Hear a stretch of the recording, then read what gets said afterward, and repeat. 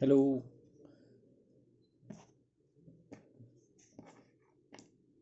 Hello friends, इयत्ता 10वी ब आपण प्रश्नसंच 3 मधील काही उदाहरणं अभ्यासतोय. यामध्ये उदाहरण क्रमांक 6 पेज नंबर 85 वर आहे. याविषयी थोडक्यात माहिती आज आपण इथे पाहणार आहोत. हे उदाहरण क्रमांक 6 यामध्ये प्रश्न असा आहे, in figure circle with centre M touches the circle with centre N. बघा, हे M सेंटर असणारं सर्कल N सेंटर असणाऱ्या सर्कलला टच करत आहे, म्हणजे स्पर्श करत आहे. At point T with centre M. पुन्हा एकदा बघा, circle with centre M touches circle with centre N at point T. या ठिकाणी हा स्पर्शबिंदू दोन्ही वर्तुळांचा आहे. N या वर्तुळाचा आहे आणि M या वर्तुळाचा सुद्धा आहे. रेडियस RM ही रेडियस आहे. Radius RM touches the smaller circle at S. या लहान वर्तुळाला S या बिंदूमध्ये ही त्रिज्या स्पर्श करते. Radius of circle are 9 centimetre and 2.5 centimetre. म्हणजे या संपूर्ण वर्तुळाची त्रिज्या आहे 9 सेंटीमीटर आणि हे जे लहान वर्तुळ आहे त्याची त्रिज्या आहे 2.5 centimetre. Find the answers of following questions, hence find the ratio MS as to SR. म्हणजे आपल्याला काय विचारलं आहे, तर या आकृतीचं निरीक्षण करा आणि खालील प्रश्नांची उत्तरे द्या. यामध्ये पहिला प्रश्न आहे, ratio MS as to SR म्हणजेच काय, MS आणि SR याचं गुणोत्तर काय आहे हे त्याने विचारलं आहे. दुसरा प्रश्न आहे, लेंथ ऑफ सेगमेंट MN हे अंतर किती आहे विचारलं आहे. आणि तिसरा आहे, मेजर ऑफ अँगल NSM म्हणजे हा कोन, त्याचं माप त्याने विचारलेलं आहे. तर या 3 प्रश्नांची उत्तरं आपल्याला पाहायची आहेत. अगोदर आपण या संदर्भात चर्चा करूयात. जी माहिती आहे त्याचा वापर करून घेऊयात. बघा, यामध्ये त्रिज्या दिलेल्या आहेत वर्तुळांच्या. ही त्रिज्या आहे लहान वर्तुळाची 2.5, लहान वर्तुळाची त्रिज्या. त्यानंतर संपूर्ण मोठ्या वर्तुळाची त्रिज्या आहे म्हणजे RM ही आहे 9 सेंटीमीटर. ही दुसरी बाब आपल्याला त्यांनी दिलेली आहे. आता आपण जे अभ्यासलेले गुणधर्म आहेत त्यांचा इथे वापर करून घ्यायला पाहिजे. तर यामध्ये या वर्तुळाला ही स्पर्शिका आहे म्हटल्यानंतर या ठिकाणी होणारा कोन काटकोन असे येईल, हे पहिला नियम. त्यानंतर आपण हे जर असे जोडले या पद्धतीने, हा जर जोडला तर TM ची लांबी 9 आहे, कारण ही त्रिज्या RM जशी 9 आहे तशीच TM ची सुद्धा लांबी 9 येईल. आणि त्यातून ही त्रिज्या 2.5 वजा केली तर 9 वजा 2.5 याची जर वजा बाकी केली तर 5 आणि 6.5 या NM ची लांबी येईल. NM ची लांबी 6.5 येईल, कारण हे 2.5 ही त्रिज्या आहे. या 9 मधून, संपूर्ण 9 मधून 2.5 वजा केले तर हे उरले 6.5. अशा प्रकारे या ठिकाणी हा जो काटकोन त्रिकोण NSM आहे यातील ही बाजू मिळाली 2.5 त्रिज्या दिलेली आहे आणि हा कर्ण मिळाला 6.5.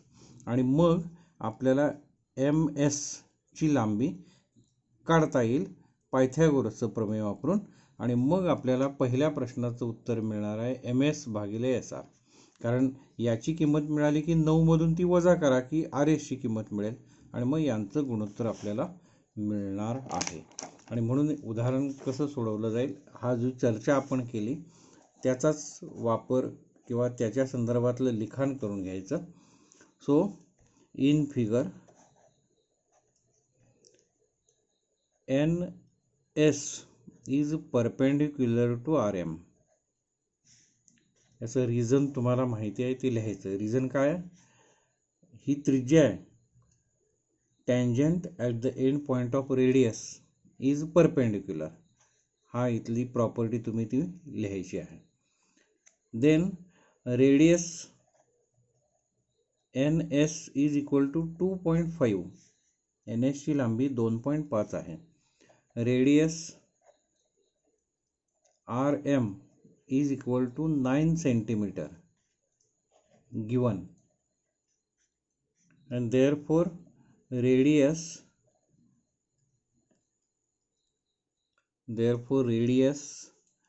MT, it is also 9 centimeter. RM or MR is equal to MT, and therefore length of MT, it is equal to 9 centimeter, and therefore NM, that is hypotenuse NM is equal to 9 minus 2.5.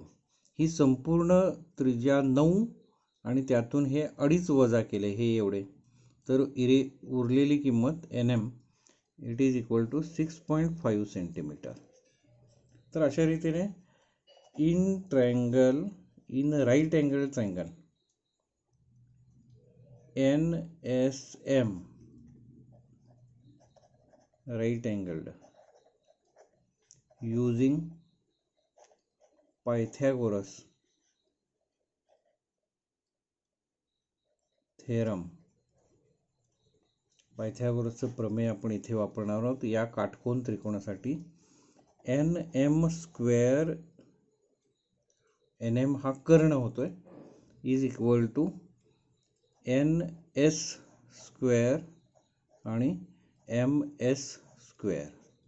पायथागोरसचं theorem आपण इथे वापरतोय. ज्या किमती माहिती आहेत, NM ची किंमत माहिती आहे म्हणून ती किंमत 6.5 स्क्वेअर, NS ची किंमत माहिती आहे 2.5 स्क्वेअर आणि MS स्क्वेअर. याच्यावरून MS स्क्वेअरची किंमत आपल्याला काढता येईल. 6.5 square of 6.5 that is 42.25 square of this. It is equal to 25चा वर्ग 625 म्हणून 6.25 and MS square. So MS square is equal to 42.25 minus 6.25 and therefore MS square is equal to 36. या दोघांची वजाबाकी 36 येईल and therefore MS is equal to 6 taking square root. म्हणजे बघा या आकृतीमध्ये MS ची लांबी 6 आली. इथे MS ची लांबी 6 आली आणि मग हा संपूर्ण 9 आहे, त्यातील हा 6 गेला म्हणजे हा उरेल तो 3 असेल and therefore RS is equal to MR minus MS. हा संपूर्ण MR वजा MS असं येईल. MR minus MS and therefore it is 9 minus 6, so it is 3 centimeter. And therefore first question, ratio of MS as to SR, and therefore answer of first question MS as to SR is equal to MS, that is 6, and as to RS or SR, that is 3. 6 by 3, it means 2 as to 1. Ratio of MS as to SR. बघा लक्षात येते का? MS ची लांबी 6 मिळाली, RS ची लांबी मिळाली 3 आणि म्हणून पहिला आपल्याला हा रेशो काढायचा आहे. 6 as to 3, 6 by 3 that is 2 by 1 and 2 as to 1 is the ratio of MS as to SR. हे पहिला प्रश्नाचं उत्तर मिळालं. त्यानंतर दुसरा आहे लेंथ सेगमेंट एम एन आपण इथे काढली आता. M N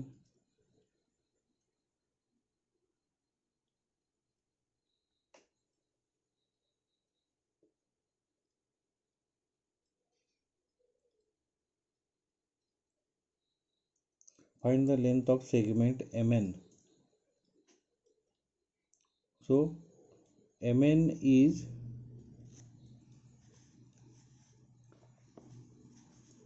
we find here, it is question answer of second question. MN segment MN 6.5. so this is question 2, question 1. And measure of angle NSM, it is also right angle NSM. तिथं कारण पण तुम्हाला लिहायला सांगितलं मी इथे. NS perpendicular to RM आणि म्हणून या ठिकाणी कोणतं कारण सांगितलं लिहायला? त्रिज्येच्या टोकाशी काढलेली स्पर्शिका लंब असते. Tangent at the end point of radius is perpendicular, हे कारण इथं लिहायचं. And therefore answer of second question, length segment MN it is equal to 6.5 centimeter. And third, measure of angle NSM it is equal to 90 degree.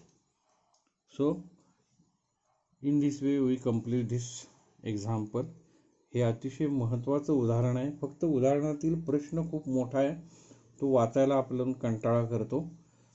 तर गणित एकूण सोपं आहे. पायथागोरसचं प्रमेयच इथे वापरायचं आहे, हे लक्षात घ्या. ही संपूर्ण लांबी 9, हे लहान वर्तुळाची त्रिज्या 2.5, यातनं वजा केल्यानंतर NM 6.5 मिळते. यातली NS आहे 2.5 आणि पायथागोरसच्या प्रमेयाचा वापर करून SM ची लांबी काढली. या 9 मधून हे 6 वजा केल्यानंतर हे 3 मिळतील आणि मग या दोघांचा रेशो आपल्याला पाहिजे होता MS आणि SR. तर MS 6 SR 3, 6:3 असा रेशो मिळेल. सोपं रूप देऊन तो 2:1 असा आपण लिहिलेला आहे. या पद्धतीने इथे केलं आहे. तर या रीतीने आपल्याला ही उदाहरणं सोडवता येतील. अतिशय सोपं आणि महत्त्वाचं उदाहरण आहे. त्यानंतर आपण आणखी एक उदाहरण अभ्यासणार आहोत. यातील example number 8, it is on page number 86, पान नंबर 86 वर असणारं हे जे उदाहरण आहे याची आपण चर्चा करणार आहोत. So the example is given. Example number 8 on page number 86. Observe first figure. आपण अगोदर आकृतीचं निरीक्षण करूयात प्रश्न वाचून. In figure circles with centre X and Y touches internally at point Z. 2 वर्तुळं, हे एक वर्तुळ आहे आणि हे दुसरं मोठं वर्तुळ आहे. लहान वर्तुळ आहे, त्याचं सेंटर X आहे, मोठ्या वर्तुळाचं सेंटर Y आहे आणि ही 2 वर्तुळं इंटरनली अंतर्गत Z या बिंदूमध्ये एकमेकांना स्पर्श करतात. सेगमेंट BZ, बघा BZ हा कॉर्ड आहे, जीवा आहे. Segment BZ is chord intersect smaller circle at point A. या लहान वर्तुळाला A या बिंदूमध्ये ही जीवा छेदते, एवढी माहिती दिलेली आहे. Then prove that segment AX parallel segment BY. म्हणजे AX हा रेषाखंड BY या रेषाखंडाला समांतर आहे हे सिद्ध करायचं आहे. आणि म्हणून मी तुम्हाला सुरुवातीला या प्रकरणात, याच्या अगोदरच्या प्रकरणात वारंवार तुम्हाला प्रमेय सांगितलंय, समांतरतेच्या कसोट्या सांगितल्या आहेत. 2 रेषा जेव्हा समांतर दाखवायच्या असतात तेव्हा आपण काय करायचं असतं, त्या 2 रेषांना एखादी छेदिका पाहायची, त्याची संगत कोण एकरूप आहेत का पाहायचं, किंवा व्युत्क्रम कोण एकरूप आहेत का पाहायचं, किंवा आंतरकोन पूरक आहेत का पाहायचं. या तिघापैकी काहीतरी एक नक्की त्यामध्ये दिसत असतं आणि ते जर आपण कोण एकरूप सिद्ध केले की आपोआप त्या रेषा समांतर होतात. 2 रेषा समांतर असण्यासाठी एकूण 3 अटी आहेत. एक, म्हणजे तुम्हाला हा रूल माहिती आहे, दोन रेषा, उदाहरणार्थ ही रेषा आहे आणि ही दुसरी रेषा आहे, या जर समांतर ठरवायच्या असतील तर यात एखादी छेदिका पाहिजे आणि जर त्याचे संगत कोण एकरूप दाखवू शकलात तर या रेषा समांतर होऊ शकतात, किंवा त्याचे व्युत्क्रम कोन हे आणि हे एकरूप दाखवू शकलात तरी या समांतर होतील, किंवा त्याचे अंतरकोन हे दोन्ही 180 जर दाखवली तरी सुद्धा हे समांतर होऊ शकतात. तिन्हीपैकी कोणत्याही एका अटीमध्ये हे उदाहरण आणून आपण बसवायचं असतं. आता मग आपण या आकृतीचं निरीक्षण करूयात. तर यामध्ये YB ही मोठ्या वर्तुळाची त्रिज्या आहे, XA ही लहान वर्तुळाची त्रिज्या आहे, आणि समजा या दोन रेषा ज्या आहेत त्यांची ही छेदिका आहे BZ. छेदिका आहे. जर आपण हा कोन आणि हा कोन बघा, कोन B आणि कोन A जर एकरूप दाखवू शकलो तर त्याचा अर्थ काय होतोय, या दोन रेषांची ही छेदिका आहे आणि त्यांचे संगत कोन एकरूप आहेत, आणि जर हे दोन कोन एकरूप दाखवू शकलो तर आपोआपच या दोन रेषा समांतर आहेत संगत कोन कसोटीनुसार. आणि म्हणून आपलं या पूर्ण आकृतीत प्रमुख भाग कोणता आहे, तर हे दोन कोन एकरूप दाखवणे. मग आता हे एकरूप दाखवण्यासाठी काय करता येईल, तर बघा, BY आणि YZ या दोन त्रिज्या आहेत, एकाच वर्तुळाच्या दोन्ही त्रिज्या आहेत, त्यामुळे या दोघांची लांबी समान, म्हणजे YBZ हा त्रिकोण समद्विभुज आहे आणि म्हणून त्याच्या पायालगतचे कोन एकरूप असतात. आपण हे इथे लिहिणार आहोत, मी जे तोंडी सांगतोय ते त्याचं वर्णन. अगोदर याचं चर्चा करूया या प्रश्नाची.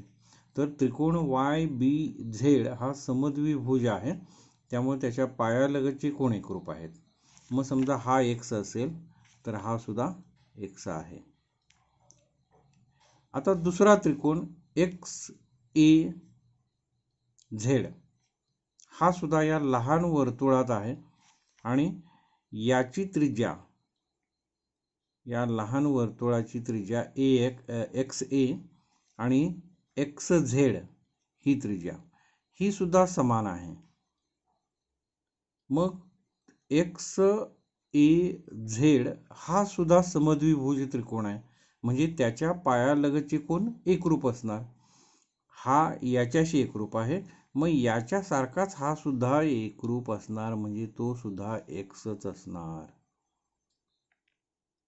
मग बघा बरं, हे दोन संगत कोन एकरूप झाले.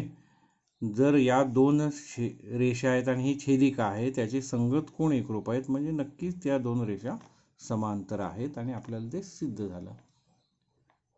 तर या पद्धतीने याची माहिती आहे. आपण ती माहिती कशी लिहायची ती बघूया. आपण जसा ज्या पायरीने गेलो, ज्या टप्प्याने गेलो त्या पद्धतीने त्याची मांडणी करावी लागेल. So solution of this example in figure, triangle YBZ YB and YZ are radius of same circle, एकाच वर्तुळाच्या त्रिज्या, and therefore YB is equal to YZ. बघा, हे लक्षात येते का? इन फिगर ट्रायंगल YBZ या त्रिकोणामध्ये YB and YZ are radius of same circle, एकाच वर्तुळाच्या त्रिज्या आहेत आणि म्हणून YB बरोबर YZ, and therefore triangle YBZ is isosceles, समद्विभुज आपण म्हणतो त्याला, and therefore angle YBZ is congruent with angle YZB. बघा, हा कोन YBZ is congruent with YZB. Also in triangle XAZ, बघा हा XAZ या त्रिकोणामध्ये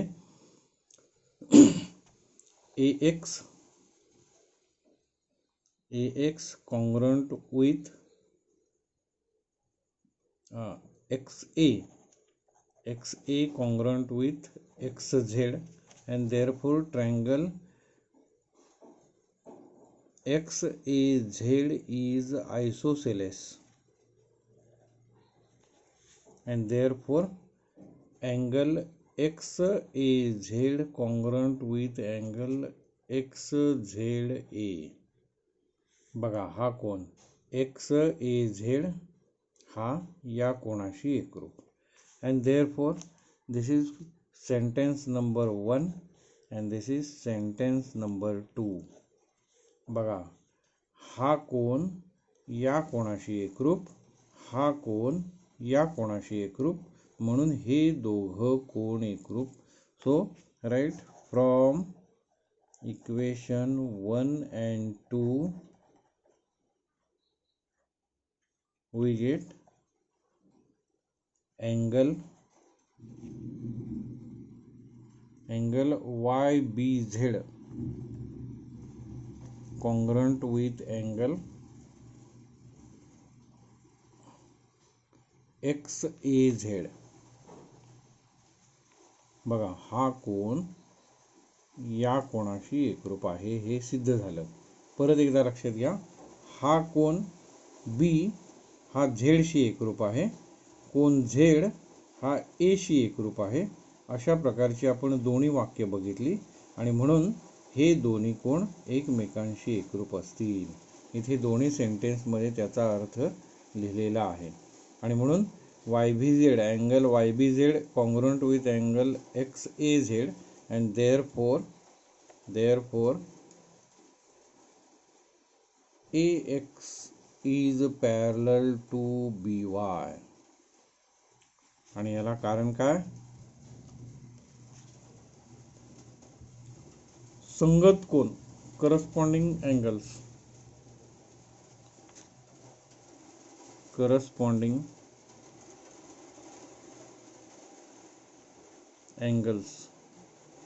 संगत कोन एकरूप, आणि म्हणून AX पॅरलल BY हे सिद्ध झालं. अतिशय सोपं आहे. हा समद्विभुज त्रिकोण मोठा, त्यानंतर दुसरा लहान, पायालगतचे कोन एकरूप, म्हणून हे कोन एकरूप, आणि कोन एकरूप म्हणून समांतरतेची संगत कोन कसोटी, त्यानुसार हे दोन्ही रेषाखंड एकरूप असतील. तर ठीक आहे, व्यवस्थित हे लिखाण करा, आकृती काढा आणि अभ्यासा. आपण इथे थांबू. थँक्यू.